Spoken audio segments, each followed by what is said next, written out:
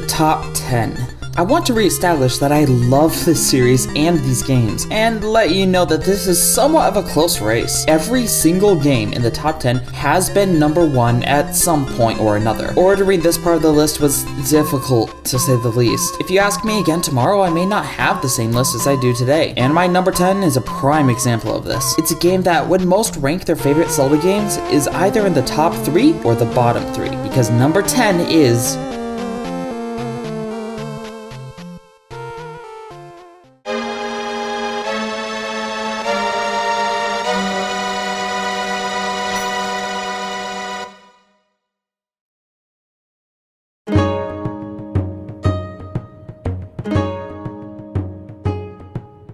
The Wind Waker. One of the best things about Zelda games is the sense of adventure throughout. When you're going through the game and every so often a smile just spreads across your face and you realize, hey, this is an adventure, I'm having a good time. And then when you stop playing, you really can't think of anything else except that you want to get right back to playing again. In my opinion, Wind Waker does this the best. Every single time I'm sailing out into the open sea with so much available for my exploration, that epic music playing the whole time, I feel the Zelda magic. Or when I'm exploring Windfall and picking up random side quests, or when I'm learning new songs from a magic baton, or when I'm fulfilling my destiny as the hero and filling the Master Sword with power, or when I just find random stuff out in the ocean and explore every inch of it. There isn't any Zelda magic in any other game that matches even just the title screen of this game for me. I remember when I was little just sitting for several minutes staring at the title screen spellbound. But more and more I find that I'm in love with the idea of this whole piratey game than the game itself, because the game itself has a fair amount of issues.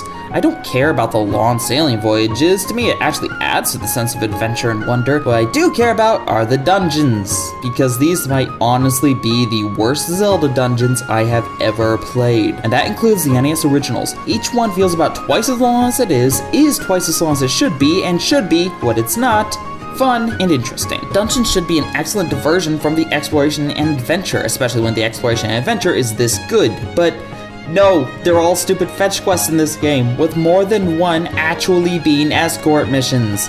Yay! Also, a lot of the islands are boring in nature and contain very little to warrant a visit, but the worst of it is the first Forsaken Fortress. I owned this game for years before I finally made it out of that stupid stealth section. The detection rate seems to be way off. It's way too easy to become trapped in endless detection loops. The place is confusing enough without the stealth mechanics, and said mechanics make the whole dungeon last and feel a million times longer. Even today, it still takes me nearly 2 hours just to get through this stupid fortress. It's my most hated Zelda dungeon in the entire franchise. Then I go back to the title screen and I'm still spellbound by it. And I just look at it with my mind filling it up with the sense of wonder, adventure, and possibilities. And when I explore the overworld and find a random place with a million secrets and fight giant krakens and forget what I said, this game is number 1.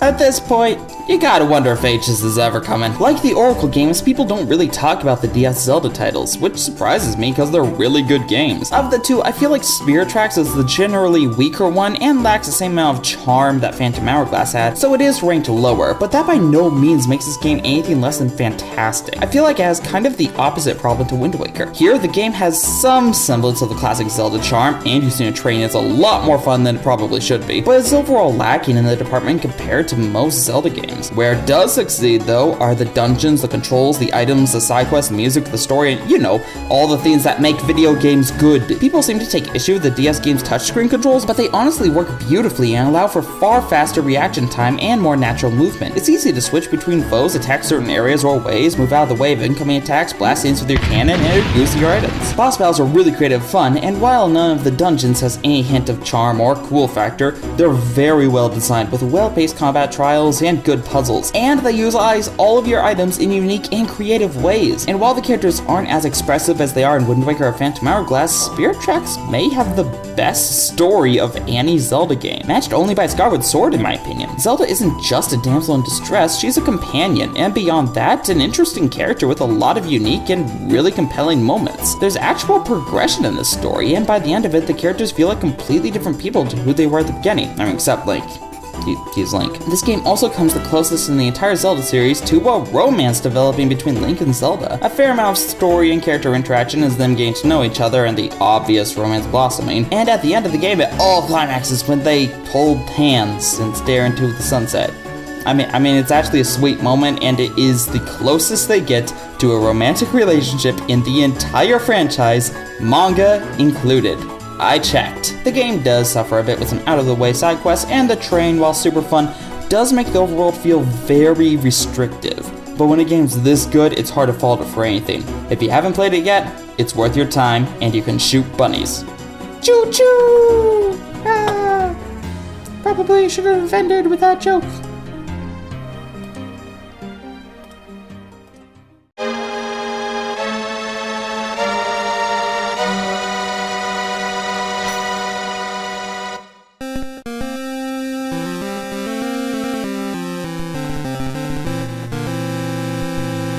Well, took it long enough. Ages is a far better game than Seasons, to the point where combining the two into one entry is ridiculous. PvG. It's not to say that Seasons is bad, because it's still really good, but Ages, I mean, come on! It's like Metroid versus Super Metroid. I mean, I actually don't like those games, so not the best example, but it has fun characters, a far better story, a much more interesting mechanic, a boatload of charm, better music, better dungeons, a better overworld, just better everything, really. I ended up playing this stupid sword-slashing minigame for like an hour straight, and I think that says more about the fun factor here than I ever could. That's not gonna stop me from trying. First, I'd like to talk about a few things regarding both games.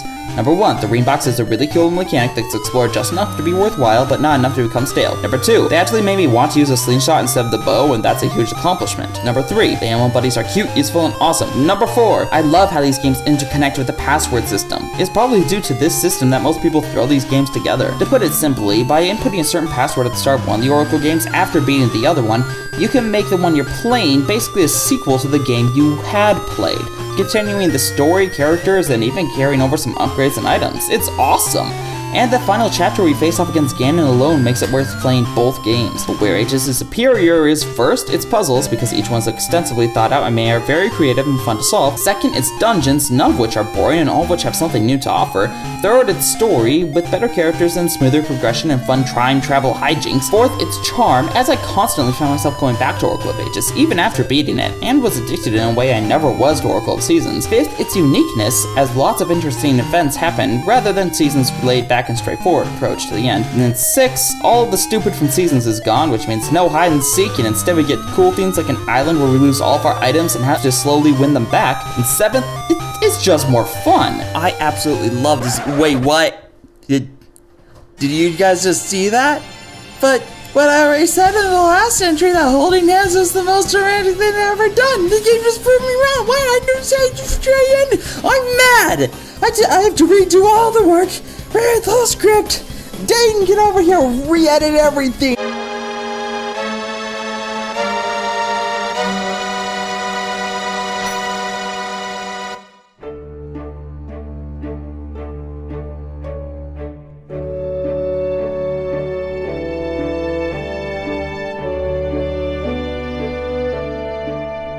The most hyped Zelda game in the history of maybe ever. This is a game that came out to stellar reviews and a less than stellar reception. Even to this day, many are sore that the game touted to be the definitive game of the series was, in reality, only a great game. But it's still a great game, and it's one of my personal favorites. Of course, I'm talking about The Legend of Zelda: Skyward Sword. I mean, you just saw the title screen like 15 seconds ago. What did you expect? I could spend several pages talking about why Skyward Sword is so divisive and why I'm on team it's a good game, get over yourselves, but this video is already way too long as it is. I will say that Skyward Sword has one of the best marketing campaigns I've ever seen, including a full orchestra moving from state to state, multiple gaming outposts claiming it was the best Zelda game in years, and an E3 trailer that all but said that every previous game in the franchise had been leading up to this one. It even launched Zelda Month itself and several other amazing fan projects. And in my opinion, the hype was worth it. The controls aren't exactly one-to-one as promised, but they work so much better for this game than one-to-one ever would have. The sword fighting controls make every battle a puzzle and a test of skill and timing, which I love. The hub world of Skyloft clearly had an insane amount of time put into it and is still the best home base in the series' history. The graphics mix the cel shading of Wind Waker with the realism of Twilight Princess and make this one of the best looking Zelda games to date. It makes a ton of changes and adjustments to series conventions, including a run button and a story that takes place before the Kingdom of Hyrule that only serves to make it more unique, more interesting, and more worth playing. The side quests are awesome, the items are awesome, the random stuff you can encounter is awesome, the whole game is just awesome. It has the best story in the history of the series, matching spirit tracks and character progression and far surpassing it in scale and thrill. And the music is all absolutely amazing. I can make a top 10 list just about that. Minus a few horrible dungeons, the game has always left me wanting more. Not because it fails to deliver, but because it delivers everything so well, I just can't get enough. And I haven't even mentioned the game's charm. Again, the story plays a huge role here, granting surprise meaning to your adventure and actual characters you're interested in and care about. Even when you do go through those horrible dungeons, you persevere, knowing that there will be plenty of good afterward, and for the first time in Zelda history, at least for me, you want to see the story progress, uncover the mysteries, and find out what happens next. The game also constantly feels full of life and adventure, and while the sky is kind of sparse, flying is still really fun, and there are still pretty awesome secrets to find. And why would you even want to go out into the sky when Skyloft is so amazing? Add on a great final boss that's tied deeply into the lore of the series and an amazing ending, and you have not just one of the best made Zelda games, but also one of the best feeling.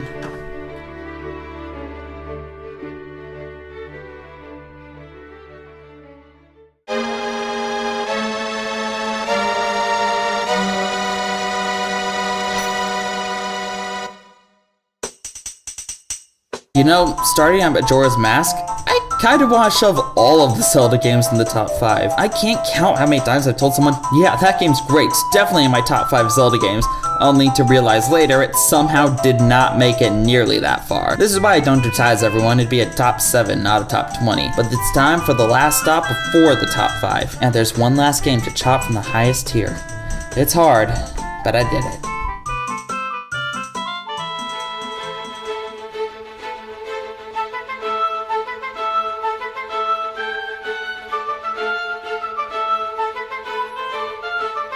A Link Between Worlds barely didn't make the cut due to borrowing too much from a better game. When I feel like replaying this game, most of the time I end up playing A Link to the Past instead. That's it. That's literally the only flaw I can find in this game. Well, aside from there not being enough optional content late game and 3D that will physically attack your eyes. But the base game is wonderful. More than that, it's astounding. They took an overworld from a game made 20 years ago and refitted it for their purposes, translating it into the modern age perfectly. They made a game with fantastic controls, useful items and weapons, really fun bosses, and freshened up everything with new quests and mechanics. The game absolutely has the Zelda charm to it, and I couldn't put it down when I first started playing. I particularly love how the pieces of heart actually feel properly placed and don't require a ridiculous sequence of events to attain like they do in virtually every other Zelda game.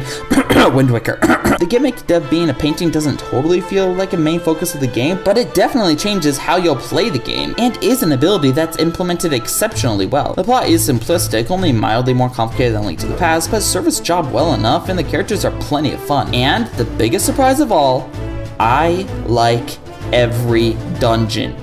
In every single Zelda game, including the ones that are in my top 5, I can think of at least one dungeon I seriously don't look forward to playing through whenever I replay the game. And The Link Between Worlds doesn't have that. They're all clever, they're all cool, they're all well paced, they're all fun. Again, I feel the game suffers a bit by being too similar to a better game. I would appreciate if a few more things were changed, like, you know, the placements of the enemies, but it's undoubtedly worth playing regardless. An incredibly sweet ride I'm very happy to have had.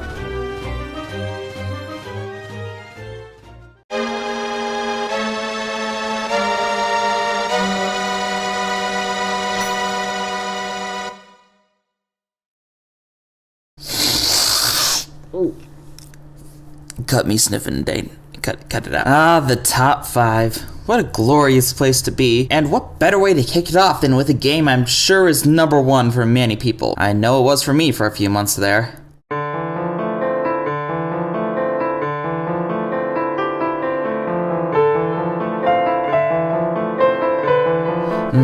How to describe Twilight Princess?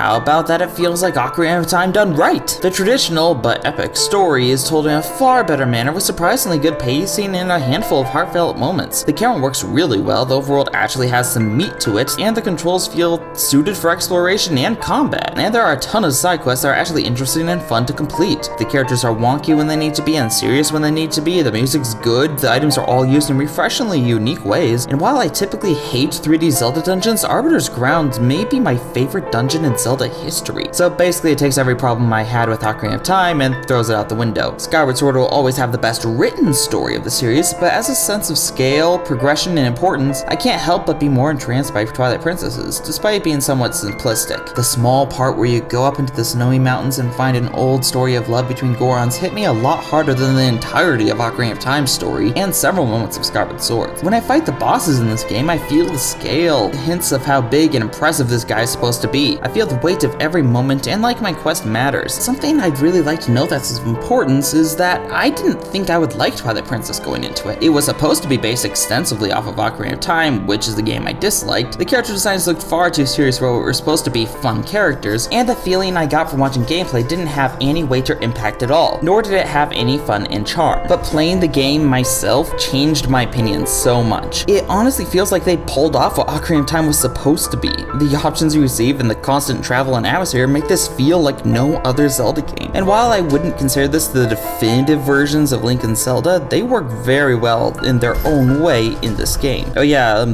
Midna's cool too. And great boss battles, they're good. Okay, that's it.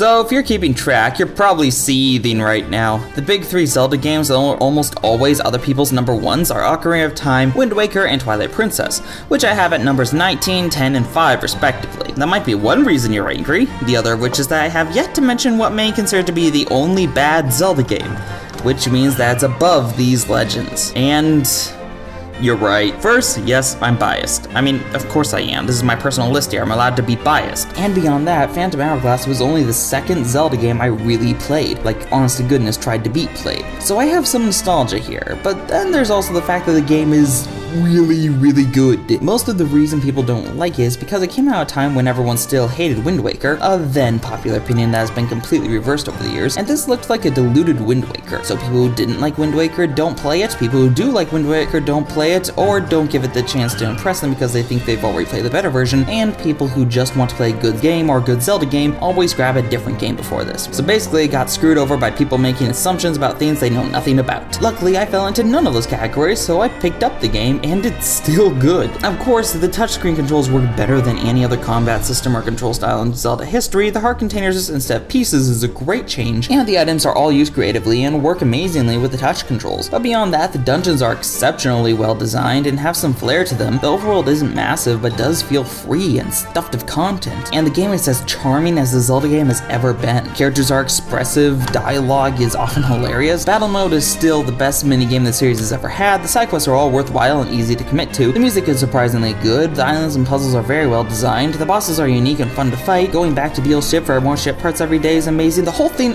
I love it! And the Temple of the Ocean King is way overhated. You can skip more of it every time you go back. It has cool things in it, the stealth mechanic actually doesn't suck, and you will basically never run out of time unless you're a terrible player. The reason this game is much higher on the list than Spirit Tracks is honestly my history with it. I first played the original Legend of Zelda and hated it. Later on I stumbled upon and played another Zelda game coming up, and I loved it. So this game was basically my make or break for the series. If I loved this game, then the series was probably great and I should play the rest of it. If I hated this game, then the series is probably just overhyped. So in a way, it's because I loved this game that I've been non-stop playing one of my favorite video game franchises of all time.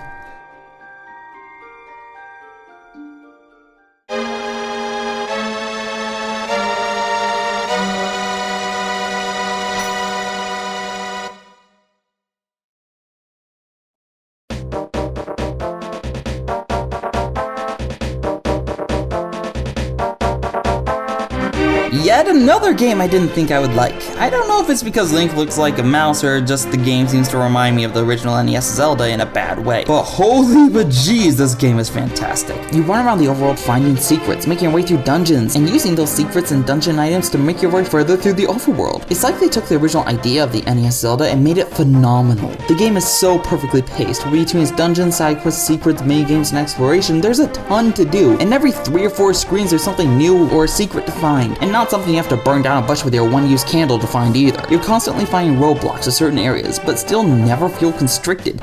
And when you do get an item that lets you bypass those roadblocks, it feels thrilling. There are 11 dungeons in this game, and only 2 that I don't like. All the others are good. And while they might not always feel especially unique, the puzzles and trials contained within are executed beautifully. The main hook is so good. It was repeated for several other Zelda games, but none of them ever implemented it as well as A Link to the Past did. And of course, the game introduced a ton of items and concepts that went on to be in every other Zelda game ever, but the majority were done the best here, with tight and responsive controls laying themselves perfectly to utilizing everything at your disposal, and making a combat system that's not suited for combat actually suited pretty darn well for combat. And the entire game just screams adventure.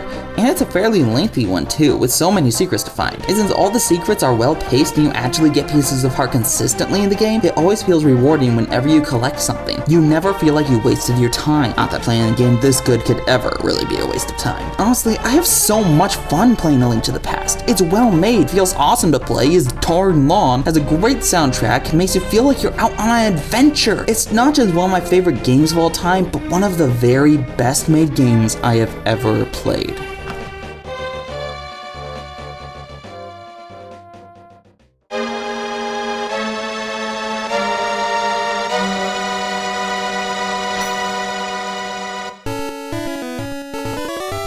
After I played the original Legend of Zelda and hated it, I basically gave up on the series and genre as a whole. If that game was the epitome of the genre, then it wasn't a genre I would have interest in. That might have been a notion that stuck around to this day, and probably would have been if it wasn't for a little game I randomly picked up.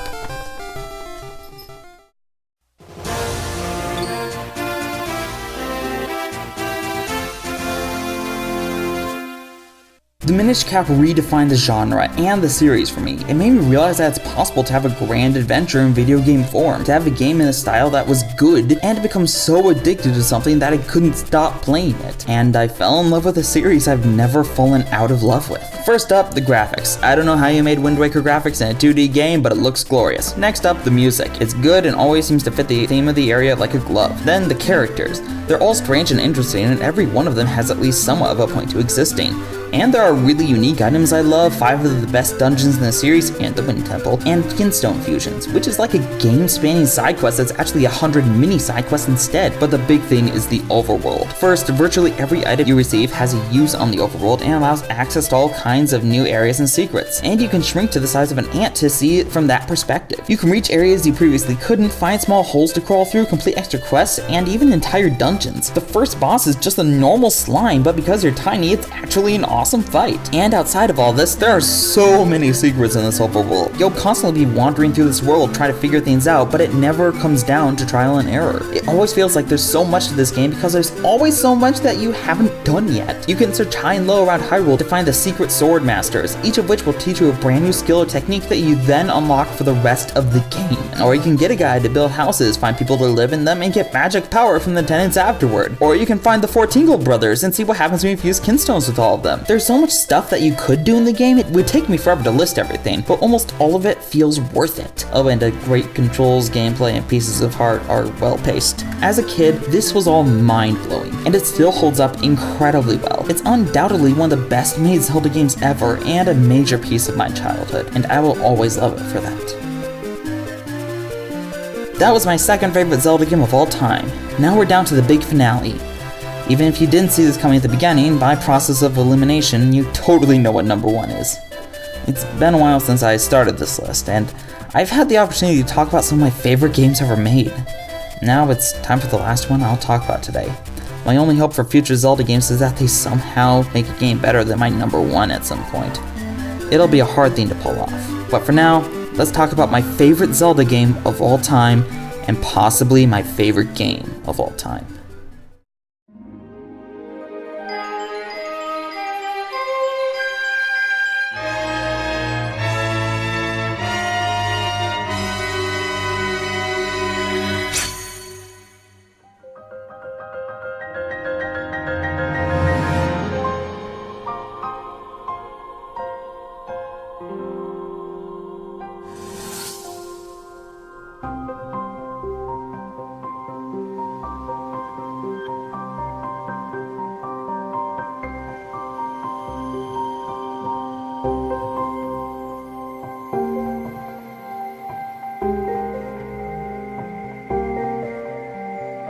Obvious? Yeah, but it deserves it. Breath of the Wild is a major department from series norm, and as you know by now, that's a good thing. It's easily the game I got most invested in. That moment when you realize the whole world is open up to you, that you can make a beeline for those rocky mountains in the distance and eventually reach them, climb them, and discover the secrets on top of them, it's breathtaking. And don't worry, the game is stuffed with content, so you won't be running out of things to do at any point. On your several hour-long journey to those mountains, you'll discover secret weapon stashes, fight off hordes of baddies, meet insanely powerful enemies you'll try desperately to sneak around, and even entire villages just tucked away in the world. There will be side quests to complete, cooking materials to find, battles to be fought, and so many adventures to be had, and it never ends. I mean, okay, it ends eventually, but I was 70 hours in before I finished just the main quest, and I felt like I hadn't even done anything yet. Also, on an unrelated note, Zelda's Japanese voice actress is the same person who voiced her in Ancient Stone Tablets, which is amazing continuity for a game Nintendo seems to be actively trying to forget about. Oh yeah, there's voice acting in the Zelda game.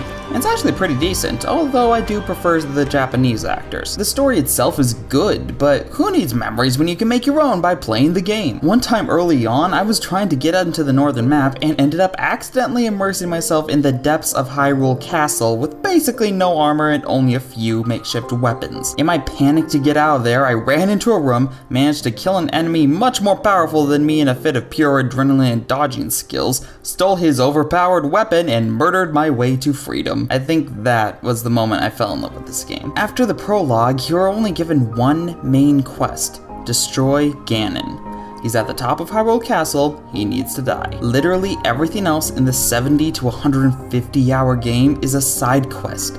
Everything you do is just to be able to accomplish that one goal. Even the 4 main dungeons are completely optional, only offering an overpowered weapon, a superpower, an extra heart container, and an easier Ganon fight as a reward for each.